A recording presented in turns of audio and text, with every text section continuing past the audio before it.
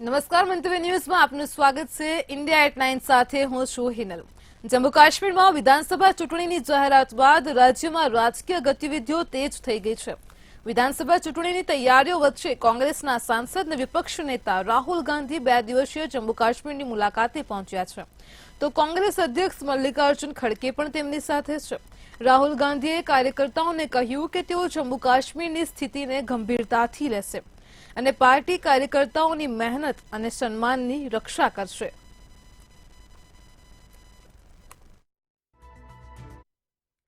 मैं जम्मू और कश्मीर के लोगों से मोहब्बत करता हूं। ये बहुत पुराना रिश्ता है, खून का रिश्ता है। हिंदुस्तान की हिस्ट्री में आजादी के बाद बहुत सारी बार यूनियन टेरिटरीज को स्टेट में बदला गया है, मगर एक ही उदाहरण है जब स्टेटहुड छीनकर यूनियन टेरिटरी बनाई गई है। ये पहली बार हुआ है, इससे पहले ये कभी नहीं हुआ था। हमारे लिए जम्मू और कश्मीर के लोगों का रिप्रेजेंटेशन, उनका स्टेटहुड सबसे जरूरी चीज है। मैं आपको पर्सनल अपनी बात बताता हूं, मैं लोकतंत्र की रक्षा करता हूं, पूरे देश में करता हूं, रिप्रेजेंटेशन की रक्षा करता हूं, मगर मेरे लिए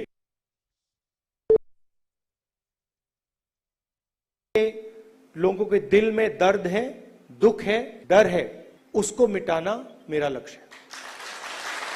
ये मेरे लिए पॉलिटिकल बात नहीं है। जो आपको सहना पड़ता है, जिस डर में आप जीते हो, जो दुख आपको होता है, इसको मैं, खारगे जी, पूरी कांग्रेस पार्टी हमेशा के लिए मिटाना चाहते हैं।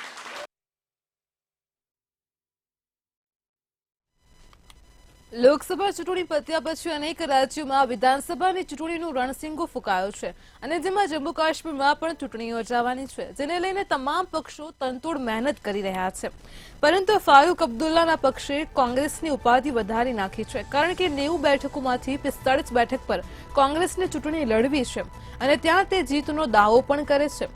તો બીજી બાજુ ફારૂક અબ્દુલ્લાના પક્ષે માત્ર 20 થી 25 બેઠકો જ આપવાનો દાવો કર્યો છે। જો કે વિધાનસભા ચૂંટણીમાં કોંગ્રેસ અને નેશનલ કોંગ્રેસ વચ્ચે ગઠબંધન અગાઉથી જ છે। બંને પક્ષો ઇન્ડિયા ગઠબંધનનો હિસ્સો છે। કોંગ્રેસને નેશનલ કોંગ્રેસ ગઠબંધનમાં જમ્મુ અને કાશ્મીરમાં શાસન પણ કરી ચૂકી છે। જમ્મુ અને કાશ્મીરમાં 18 સપ્ટેમ્બરથી 3 તબક્કામાં વિધાનસભા ચૂંટણી યોજાવાની છે।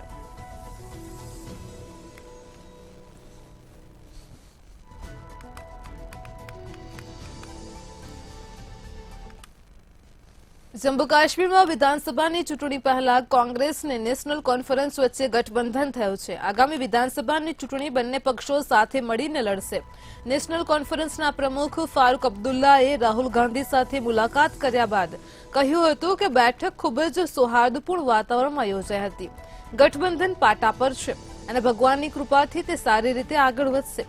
તેમણે કહ્યું કે બંને પક્ષો રાજ્યની તમામ 90 બેઠક પર સાથે મળીને ચૂંટણી લડશે।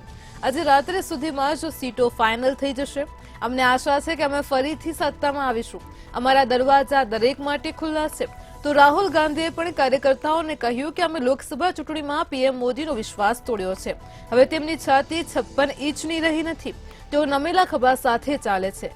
જમ્મુ કાશ્મીરની ચૂંટણીમાં ગઠબંધન ત્યારે જ થશે જ્યારે કોંગ્રેસના તમામ કાર્યકરોનું સન્માન કરાશે। कॉर्डियल एटमॉस्फेयर में मुलाकात की और जो अलायंस है वो ऑन ट्रैक है और इंशाल्लाह ये बिल्कुल अच्छी तरह से अलायंस चलेगी। सीट्स का क्या हुआ है? सीट्स का भी बहुत अच्छा अरेंजमेंट फाइनल हुआ अलायंस आपने? जी हाँ, फाइनल हो गया है। आज शाम को उस पर दस्तखत हो जाएंगे और ये सब आपके सामने आ जाएगा। सर, ये पूरे 90 सीट्स, ये पूरे 90 सीट्स पे लाए। કોલકાતા મહિલા તબીબ રેપ અને હત્યા મામલે આજે સુપ્રીમ કોર્ટમાં સુનાવણી હાથ ધરાઈ હતી। વકીલોની બોલાચાલી વચ્ચે જજ ગુસ્સે થયા હોય તેવા અનેક પ્રસંગો બન્યા હતા। એકવાર જસ્ટિસ પારડીવાલાને કહેવું પડ્યું કે તેમણે 30 વર્ષમાં આવી પ્રક્રિયા જોઈ નથી। સુપ્રીમ કોર્ટે આરજીકર મેડિકલ કોલેજ અને હોસ્પિટલમાં મહિલા ડોક્ટર પર બળાત્કાર અને હત્યાના સંબંધમાં અકુદરતી મૃત્યુનો કેસ નોંધવામાં કોલકાતા પોલીસના વિલંબને અત્યંત ચિંતાજનક ગણાવ્યો છે।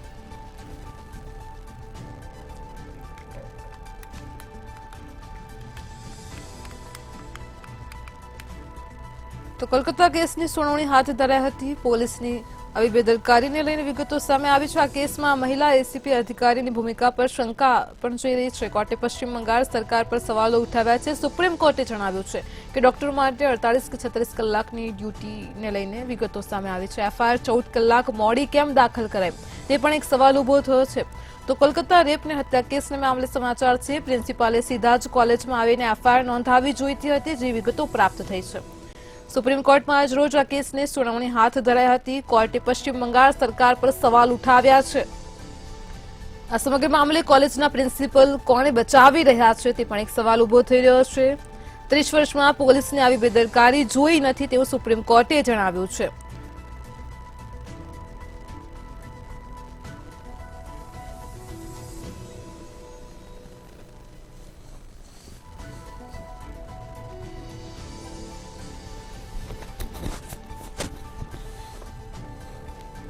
તો સુપ્રીમ કોર્ટે જણાવ્યું કે ડોક્ટરો માટે 36 કલાકની ડ્યુટી ઓછી નથી. 30 વર્ષમાં પોલીસને આવી બેદરકારી જોઈ નથી.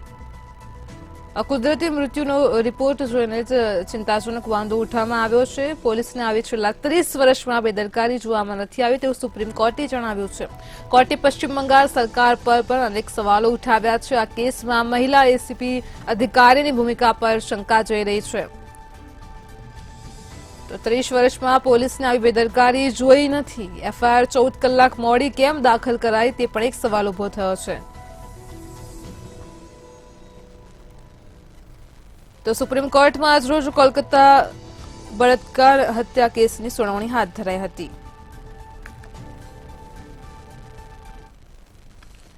બાંગ્લાદેશમાં આવેલા પૂરને લઈને ભારતીય વિદેશ મંત્રાલયે પોતાની પ્રતિક્રિયા આપી છે. વિદેશ મંત્રાલયે સ્પષ્ટતા કરી હતી કે ત્રિપુરામાં ગુમતી નદી ઉપર ડામ્બુર ડેમના દરવાજા ખોલવાને કારણે બાંગ્લાદેશની પૂર્વ સરહદ પર સ્થિત જિલ્લાઓમાં હાલ પૂરની સ્થિતિ સર્જાઈ નથી.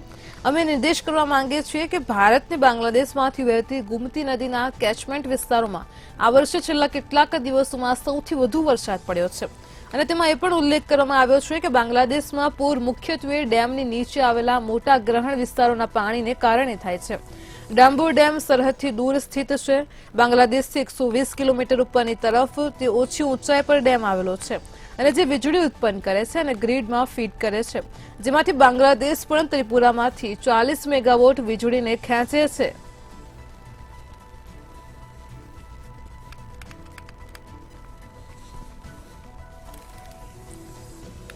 તો બાંગ્લાદેશમાં પૂરની સ્થિતિ અંગે વિદેશ મંત્રાલયે સ્પષ્ટતા આપી છે. બાંગ્લાદેશમાં પૂર ભારતના કારણે નથી આવ્યું તેવી સ્પષ્ટતા કરવામાં આવી છે. ભારતીય ડેમમાંથી પાણી છોડવાનું કારણ નથી. તો ગુમતી નદીમાંથી પાણી છોડવાથી બાંગ્લાદેશમાં પૂર નથી આવ્યું તેવું વિદેશ મંત્રાલયે સ્પષ્ટતા કરી છે. ડેમની નીચે આવેલા મોટા ગ્રહણ વિસ્તારોના પાણીથી પૂર આવે છે. તો બાંગ્લાદેશમાં પૂરની સ્થિતિ સર્જાઈ જે અંગે વિદેશ મંત્રાલયે આજે સ્પષ્ટતા આપી છે. એસ જયશંકરે જણાવ્યું કે બાંગ્લાદેશમાં પૂર ભારતના કારણે નથી આવ્યું. ગુમતી નદીમાંથી પાણી છોડવાના લીધે પણ પૂર નથી આવ્યું. ડેમની નીચે આવેલા મોટા ગ્રહણ વિસ્તારોને પાણીથી પૂર આવે છે તેવું તેમણે જણાવ્યું છે. તો આજે સમગ્ર મામલે વિદેશ મંત્રાલયે સ્પષ્ટતા કરી છે. બાંગ્લાદેશમાં પૂરની સ્થિતિ અંગે વિદેશ મંત્રાલયે સ્પષ્ટતા આપી છે. બાંગ્લાદેશમાં પૂર ભારતના કારણે નથી આવ્યું તેવું વિદેશ મંત્રી એસ જયશંકરે જણાવ્યું છે. ભારતીય ડેમમાંથી પાણી છોડવાનું કારણ પણ નથી.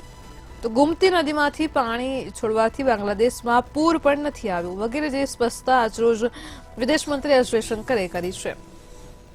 તો ભારતીય ડેમમાંથી પાણી છોડવાનું કોઈ કારણ નથી. બાંગ્લાદેશમાં પૂરની સ્થિતિ અંગે વિદેશ મંત્રાલયે સ્પષ્ટતા કરી છે.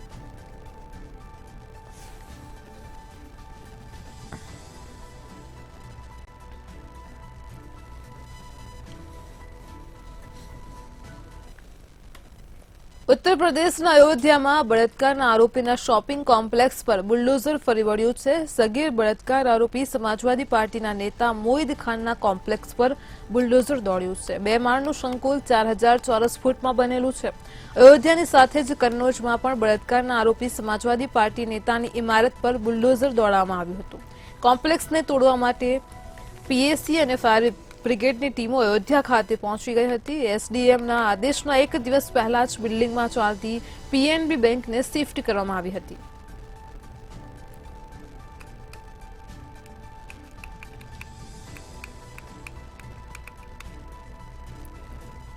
તો નેતાના શોપિંગ સેન્ટર પર બુલડોઝર ફરી વળ્યું છે. મોહિત ખાનના કોમ્પ્લેક્સ પર બુલડોઝર ફરી વળ્યું છે. કન્નોજમાં બળાત્કાર કેસ મામલે વિગતો સામે આવી છે. તો અયોધ્યાના કન્નોજમાં બળાત્કાર કેસને મામલે સમગ્ર વિગત સામે આવી છે. આરોપી સમાજવાદી પાર્ટીના નેતાની ઇમારત પર બુલડોઝર ફરી વળવામાં આવ્યું છે. નેતાના શોપિંગ કોમ્પ્લેક્સ પર બુલડોઝર ફેરવાયું છે. તો આ સાથે જ કોમ્પ્લેક્સને તોડવા માટે પીએસસી અને ફાયર બ્રિગેડની ટીમ અયોધ્યા પહોંચી ગઈ. એસડીએમના આદેશમાં એક દિવસ પહેલા જ બિલ્ડિંગમાં ચાલતી પીએનબી બેંકને શિફ્ટ કરાઈ હતી.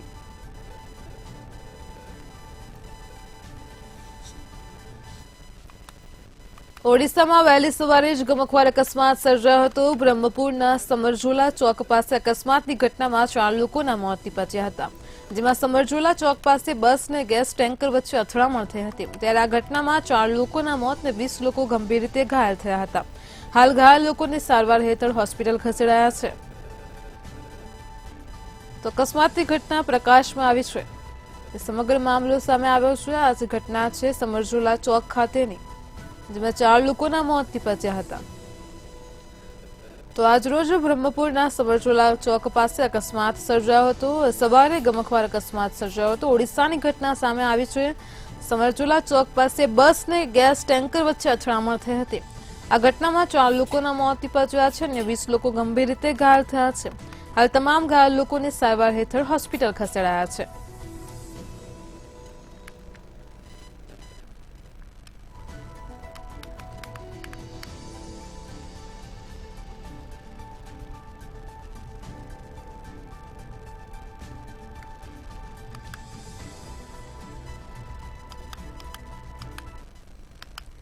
લેહના ડરબુક વિસ્તારમાં ભયાનક અકસ્માત સર્જાયો હોવાની ઘટના સામે આવી છે. એક બસ અથડાઈને 200 મીટર ઊંડી ખીણમાં પડી ગઈ હતી. પ્રાથમિક માહિતી પ્રમાણે આ ઘટનામાં 6 જેટલા લોકો માર્યા ગયા હોવાનું કહેવાઈ રહ્યું છે, તેમજ લગભગ 22 જેટલા અન્ય લોકો પણ ઘટનામાં ઘાયલ થયા હોવાનું કહેવાયું છે. દુર્ઘટનાની માહિતી મળ્યા પછી બચાવ ટીમ પણ ઘટના સ્થળે પહોંચી ગઈ હતી. ઘાયલોને સારવાર માટે એમ્બ્યુલન્સ દ્વારા હોસ્પિટલ ખાતે ખસેડ્યા હતા. તેમજ ઇજાગ્રસ્તોને લેહની જિલ્લા હોસ્પિટલમાં પણ લઈ જવા માટે વહીવટીતંત્ર દ્વારા હેલિકોપ્ટર તૈનાત કર્યા હતા. તો ભારતીય સેના, લડાખ પોલીસ, મહેસૂલ વિભાગના અધિકારીઓ અને સ્થાનિક રહેવાસીઓ દ્વારા બચાવ કામગીરી ઝડપથી શરૂ કરાઈ હતી.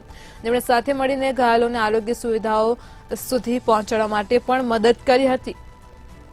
તો આજરોજ એક બસ ઊંડી ખીણમાં ખાબકી હતી અને જેમાં 6 લોકો માર્યા ગયા હતા. ઇજાગ્રસ્તોને હોસ્પિટલમાં લઈ જવા માટે હેલિકોપ્ટર પણ તૈનાત કરાયા હતા.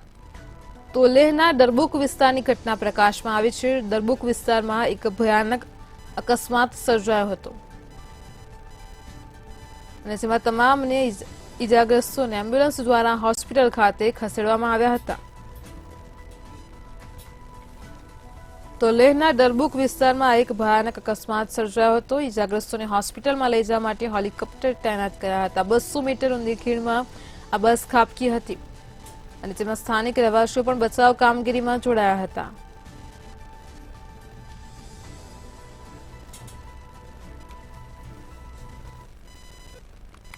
એર ઇન્ડિયાની એક ફ્લાઇટને બોમ્બથી ઉડાવી નાખવાની ધમકી મળતા જ હડકંપ મચી ગયો હતો. આ વિમાન મુંબઈથી તિરુવનંતપુરમ જઈ રહ્યું હતું અને જોકે ધમકી મળ્યા બાદ તિરુવનંતપુરમ ઇન્ટરનેશનલ એરપોર્ટ પર ઇમરજન્સી જાહેર કરી દેવામાં આવી હતી. આ વિમાનને લગભગ સવારે 8 વાગે તિરુવનંતપુરમ એરપોર્ટ પર લેન્ડ કરવામાં હતું અને જે બાદ તેને આઇસોલેશન 2 માં લઈ જઈને તપાસ પણ હાથ ધરવામાં આવી હતી. તો ફ્લાઇટને બોમ્બથી ઉડાવી દેવાની ધમકી મળી હતી. એર ઇન્ડિયાની એક ફ્લાઇટને આજરોજ મોટી ધમકી મળી હતી. તિરુવનંતપુરમ એરપોર્ટ પર ઇમરજન્સી લેન્ડ કરાયું છે. ફરી એક વખત ફ્લાઇટને બોમ્બથી ઉડાવવાની ધમકી મળી હોવાના સમાચાર સામે આવ્યા છે. ધમકી મળ્યા બાદ એરપોર્ટ પર ઇમરજન્સી જાહેર કરાઈ હતી. તો મુંબઈથી તિરુવનંતપુરમ બાજુ ફ્લાઇટ જઈ રહી હતી અને તે દરમિયાન એર ઇન્ડિયાની એક ફ્લાઇટને મોટી ધમકી મળી હતી. તિરુવનંતપુરમ એરપોર્ટ પર ફ્લાઇટનું ઇમરજન્સી લેન્ડિંગ કરાવ્યું હતું.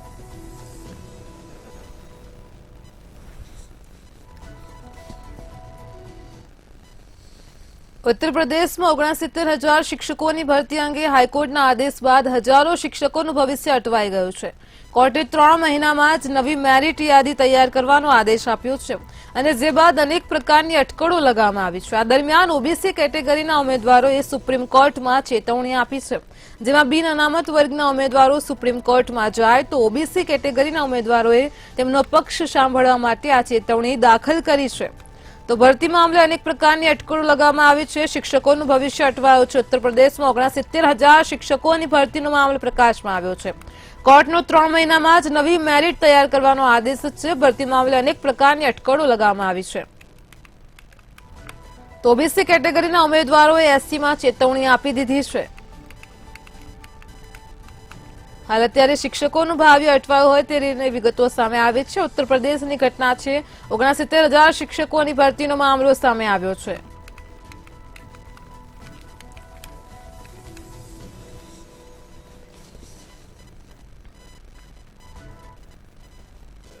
આઈએમડીની આગાહી અનુસાર દેશમાં ફરી એકવાર ગરમીનો અનુભવ થયો છે. હવામાન વિભાગે જણાવ્યા અનુસાર દિલ્હીના લોકો આગામી દિવસોમાં ભારે વરસાદ જોશે. દેશમાં આગામી 2 દિવસ દરમિયાન દિલ્હીમાં હળવો વરસાદ અને આસામ, મેઘાલય અને ત્રિપુરામાં ભારે વરસાદ પડી શકે છે. આજે કેરળમાં મુશળધાર વરસાદ અને લક્ષદ્વીપમાં ભારે વરસાદની પણ સંભાવના છે. તો બિહાર અને ઉત્તરાખંડમાં પણ આજે ભારે વરસાદની ચેતવણી જારી કરવામાં આવી છે. રાજ્યમાં આઈએમડીએ ફરી એકવાર વરસાદને લઈને આગાહી વ્યક્ત કરી છે. બિહારમાં આજે વરસાદી માહોલ રહેશે. દિલ્હીમાં આગામી દિવસોમાં ભારે વરસાદ રહેશે. તો ઉત્તરાખંડમાં પણ વરસાદની ચેતવણી આપવામાં આવી છે. દિલ્હીમાં આજે ઝરમર વરસાદ પણ પડી શકે છે. બિહારમાં પણ આજે વરસાદી માહોલની ચેતવણી હવામાન વિભાગે વ્યક્ત કરી છે. તો કેરળમાં અને લક્ષદ્વીપમાં પણ ભારે વરસાદની સંભાવના રહેલી છે.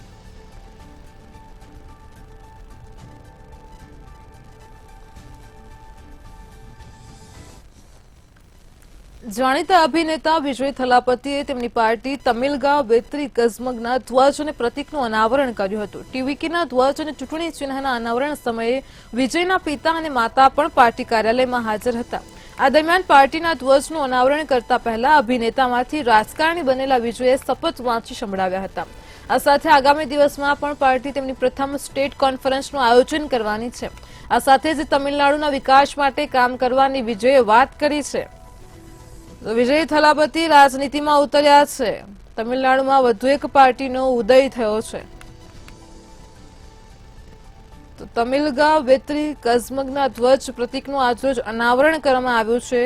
ધ્વજનું અનાવરણ કરતા અભિનેતાએ શપથ પણ લીધા હતા. આ વખતે તેમના માતા પિતા પણ ત્યાં હાજર હતા. તો પાર્ટી કાર્યાલય ખાતે આજરોજ શપથ લેવામાં આવ્યા છે. કાર્યાલયમાં વિજયના માતા પિતા પણ હાજર રહ્યા હતા. તો આ દરમિયાન પાર્ટીના ધ્વજનું અનાવરણ કરતા પહેલા અભિનેતામાંથી રાજકારણી બનેલા વિજયે શપથ વાંચીને સંભળાવ્યા હતા. આ સાથે આગામી દિવસોમાં પાર્ટી તેમની પ્રથમ સ્ટેટ કોન્ફરન્સનું આયોજન કરશે. સાથે જ તમિલનાડુના વિકાસ માટે કામ કરવાની વિજયે વાત પણ કરી છે. તો સિમ્બોલનું અનાવરણ કરવામાં આવ્યું છે. વિજયે આજરોજ તેમના પાર્ટીના ફ્લેગનું પણ અનાવરણ કર્યું છે.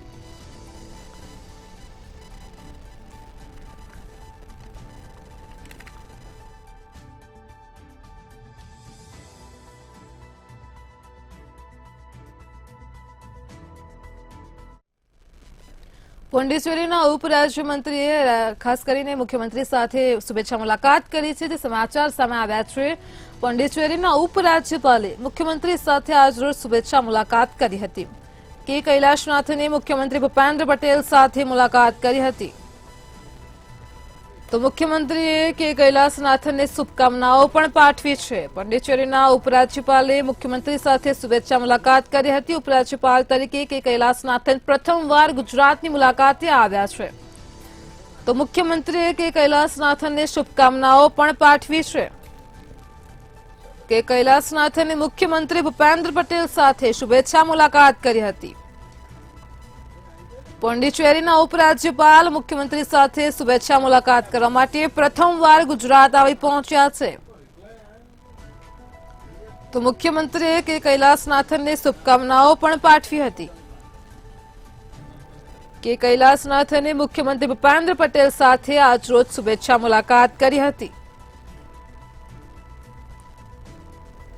તો સમાચાર સામે આવ્યા છે. પોંડિચેરીના ઉપરાજ્યપાલે મુખ્યમંત્રી સાથે શુભેચ્છા મુલાકાત કરી હતી. મુખ્યમંત્રીએ કે કૈલાસનાથનને શુભેચ્છાઓ પણ પાઠવી છે. ઉપરાજ્યપાલ તરીકે કે કૈલાસનાથન પ્રથમવાર ગુજરાતની મુલાકાતે આવ્યા છે.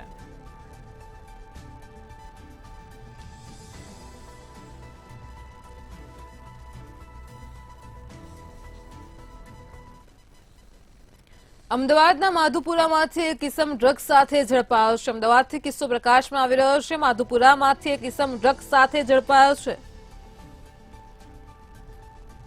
ઈદગાહ સર્કલ પાસેથી ડ્રગ્સ સાથે ઇસમ ઝડપાયો છે. અમદાવાદના માધુપુરાનો બનાવ છે. 9 ગ્રામ ડ્રગ્સની કિંમત આશરે 90,000 હોવાનું પણ સામે આવ્યું છે. તો એલસીબી ઝોન 2 એ આરોપીને ઝડપી પાડ્યો છે. ઈદગાહ સર્કલ પાસેથી ડ્રગ્સ સાથે આ ઇસમ ઝડપાયો છે. તેની પાસેથી 9 ગ્રામ ડ્રગ્સનો જથ્થો પણ એલસીબીએ જપ્ત કર્યો છે. એલસીબી ઝોન 2 એ આરોપી ઇસમને ઝડપી પાડ્યો છે. તો અમદાવાદના માધુપુરામાંથી એક ઇસમ ડ્રગ્સ સાથે ઝડપાયો હોવાની ઘટના પ્રકાશમાં આવી છે. આશરે 90,000ના ડ્રગ્સનો મુદ્દામાલ પણ એલસીબીની ટીમે કબજે કર્યો છે. તો અમદાવાદના માધુપુરામાં ઈદગાહ સર્કલ પાસેથી ડ્રગ્સ સાથે કિસમ ઝડપાયો છે. એલસીબીની ટીમે કાર્યવાહી હાથ ધરતા 9 ગ્રામ ડ્રગ્સનો જથ્થો પણ જપ્ત કર્યો છે.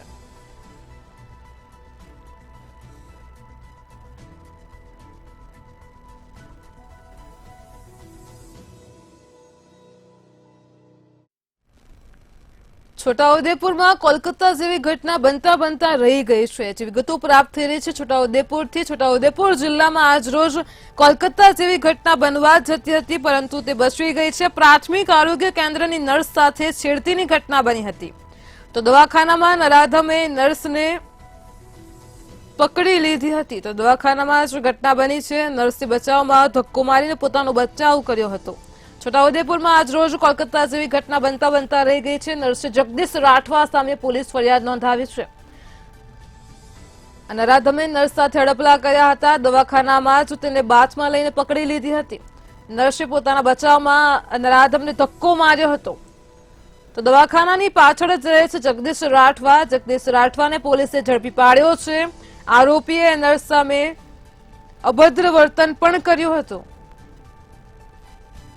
તો પીડિત નર્સના પતિએ સમગ્ર ઘટના વર્ણવી છે. નર્સે જગદીશ રાઠવા સામે પોલીસ ફરિયાદ નોંધાવી છે.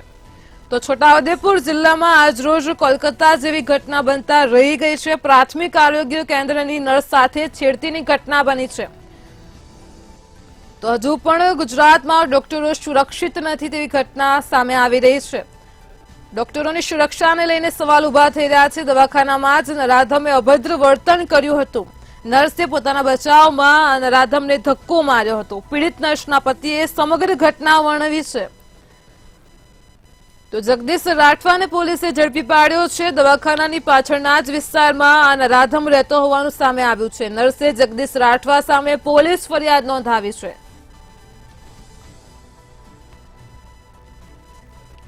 તો પ્રાથમિક આરોગ્ય કેન્દ્રની નર્સ સાથે છેડતીની ઘટના પ્રકાશમાં આવી છે. છોટાઉદેપુર જિલ્લામાં આજરોજ કોલકાતા જેવી ઘટના બનતા બચી ગઈ છે. દવાખાનામાં જ નરાધમે નર્સ સાથે હડપલા કર્યા હતા.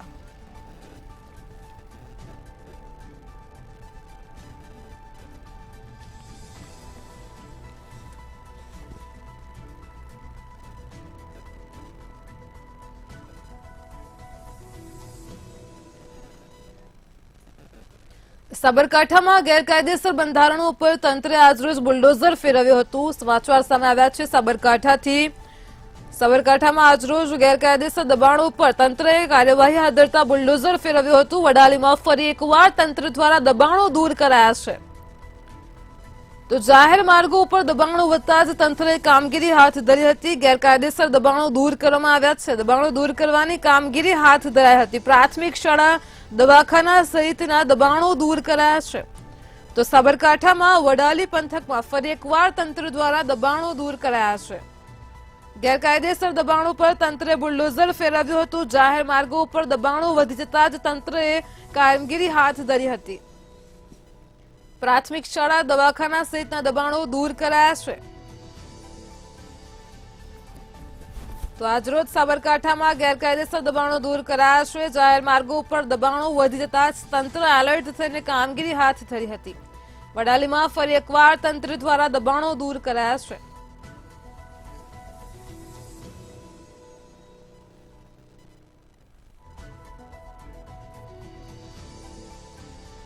સાબરકાંઠામાં ગેરકાયદેસર દબાણો પર તંત્રએ બુલડોઝર ફેરવ્યું હતું.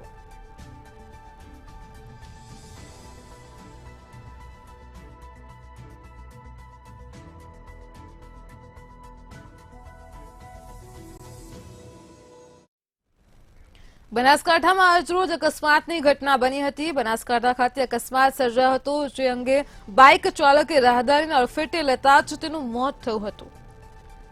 બનાસકાંઠામાં ઉના પાસે નેશનલ હાઈવે રોડની ઘટના પ્રકાશમાં આવી હતી. બાઇક ચાલકે કાબુ ગુમાવતા જ અકસ્માત સર્જાયો હતો. બાઇક ચાલકે રાહદારીને અડફેટે લેતા તેનું મોત નીપજ્યું હતું. 108 દ્વારા પાટણ લઈ જઈ જ્યારે 108માં લઈ જતા હતા તે સમયે જે સિહોરીની હદમાં રાહદારીનું મોત નીપજ્યું હતું. તો પોસ્ટમોર્ટમ માટે સિહોરી હોસ્પિટલમાં મૃતદેહને લાવવામાં આવ્યો છે. બનાસકાંઠામાં અકસ્માતની ઘટના બની હતી. બાઇક ચાલકે રાહદારીને અડફેટે લેતા તેનું મોત નીપજ્યું હતું. ઉના પાસે નેશનલ હાઈવે રોડ ઉપર અકસ્માતની ઘટના બની હતી. બાઇક ચાલકે કાબુ ગુમાવી દેતા અકસ્માત સર્જાયો હતો. અકસ્માતની ઘટનામાં એક રાહદારીનું ઘટના સ્થળે જ મોત નીપજ્યું છે. 108 દ્વારા તેને પાટણ લઈ જવામાં આવ્યો હતો. પોસ્ટમોર્ટમ માટે સિહોરી હોસ્પિટલમાં લાવવામાં આવ્યો છે. તો બનાસકાંઠામાં ઉના પાસે નેશનલ હાઈવે ઉપર અકસ્માતની ઘટના બની હતી.